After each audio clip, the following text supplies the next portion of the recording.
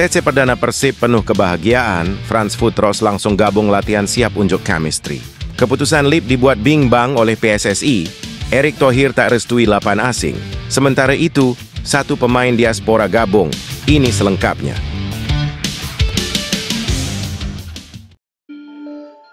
Anggota Exco PSSI dukung kuota 7 pemain asing di Super League. Ketua Umum PSSI, Erick Thohir, meminta agar keputusan 11 pemain asing untuk Super League dikurangi menjadi 7 pemain. Hal itu didukung oleh Eko Setiawan. I-League sebagai operator kompetisi Super League membuat keputusan yang mengizinkan klub untuk mengontrak 11 pemain asing. Dari 11 pemain, 8 diantaranya bisa ditampilkan dalam laga.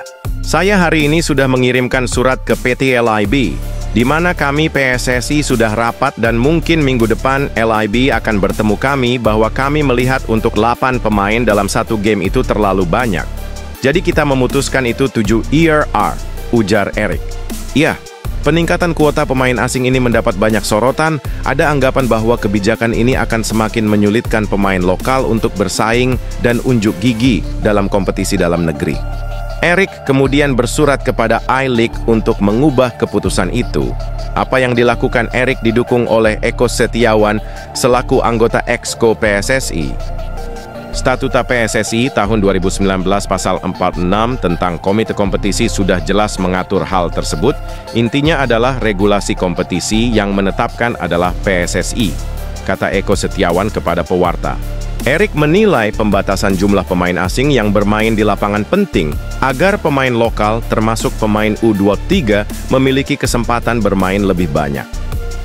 Jadi 7 ditambah pemain U23 itu tetap dimainkan 45 menit dan sisanya tentu pemain nasional.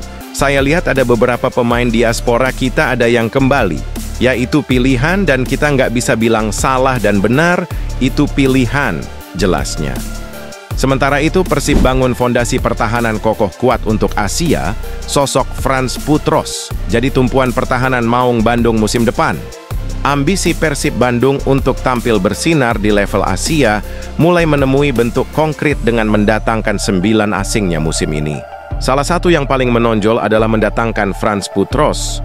Bek tengah tangguh yang berpengalaman luas di sepak bola Eropa dan Asia Tenggara, rekrutmen ini bukan sekadar penguatan skuad, tapi juga bagian dari visi jangka panjang klub.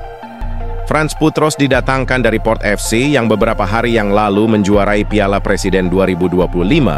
Di sana, ia dikenal sebagai pemain andalan yang tidak hanya kuat secara fisik, tetapi juga punya kecakapan teknis yang tinggi. Bagi Persib, tentu sosok seperti ini adalah aset berharga untuk menyongsong ketatnya persaingan AFC Champions League 2. Manajemen dan pelatih Persib sadar bahwa kunci untuk bersaing di level Asia adalah stabilitas dan kedalaman skuad. Untuk itu, dengan mendatangkan pemain berpengalaman di Eropa dan Asia, menjadi strategi yang sangat logis bagi skuad Maung Bandung.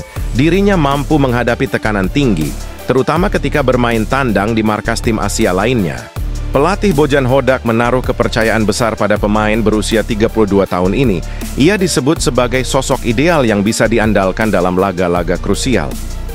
Dengan tipe bermain yang mengandalkan kedisiplinan ditambah kemampuan build-up, Futros akan menjadi pusat distribusi bola sekaligus penjaga pertahanan terakhir. Selain itu, kehadiran Futros membuka peluang untuk rotasi pemain tanpa mengurangi kualitas tim. Bojan kini bisa memainkan formasi yang lebih fleksibel, seperti 3-5-2 atau 4-3-3, tergantung kebutuhan tim dan lawan yang dihadapi. Kehadiran bek serba bisa seperti Futros memberi angin segar dan menentukan taktik dan strategi Persib musim depan menarik dinantikan. Kabar Persib lainnya. Luciano siap tempur, gelandang anyar Persib gaspol adaptasi di Thailand demi menyongsong Super League. Gelandang anyar Persib Bandung, Luciano Guaicochea, menyatakan komitmennya untuk menjalani setiap tahapan pramusim dengan totalitas, termasuk dalam agenda pemusatan latihan selama 10 hari di Thailand, yang dijadwalkan berlangsung pada 17 hingga 27 Juli 2025. Pemain yang akrab disapa Luco ini menekankan pentingnya masa pramusim sebagai momentum krusial untuk menyatukan kekompakan skuad. Ia menyadari bahwa tim Maung Bandung kini mengalami transformasi besar dengan banyaknya pergerakan keluar masuk pemain.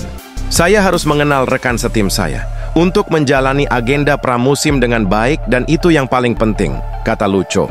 Ia pun menyampaikan tekadnya untuk menggunakan waktu sefisien mungkin dalam menyesuaikan diri dengan para pemain baru, mengingat dirinya belum pernah satu lapangan dengan mayoritas penggawa Persib musim ini. Jadi musim depan akan sangat berat karena semua tim akan mencoba sekuat tenaga untuk mengalahkan Persib, jadi saya harus mengenal tim dengan baik, selanjutnya menunjukkannya di lapangan, tampil baik, ucapnya. Sebanyak 24 pemain dipastikan ambil bagian dalam rangkaian latihan intensif yang akan digelar di NTFC Football Pitch hingga tanggal 27 Juli mendatang. Berita lainnya, Rafael Struijk akan melanjutkan karirnya di Super League 2025-2026 bersama Dewa United. Struijk sebelumnya bermain untuk tim Australia Brisbane Roar pasca meninggalkan ADO Den Haag. Namun, bersama Brisbane, dia mendapatkan menit bermain yang minim dan jarang unjuk gigi. Keputusan untuk berada di Dewa bisa jadi cukup tepat agar kembali mendapatkan menit bermain. Tentunya, meski berlabel timnas, dia masih belum mengetahui persaingan di Super League musim depan. Rafael Struijk menjelaskan bahwa dia langsung menghubungi pemain timnas yang bermain untuk Dewa. Tentu saja saya sudah berkirim pesan dengan Egy, misalnya, saya juga mengenal Ricky dan Stefano juga, jadi ya mereka pasti akan membantu saya, kata Rafael Struijk. Sejujurnya, saya tidak terlalu mengenal Liga Indonesia. Tentu saja saya tahu beberapa pemain karena timnas. Jadi saya tahu beberapa pemain, saya berbicara dengan mereka tentang Liga, tetapi sekarang saya harus mengalami sendiri. Saya pikir dengan begitu, saya bisa melihat bagaimana level Liga sebenarnya, lanjutnya.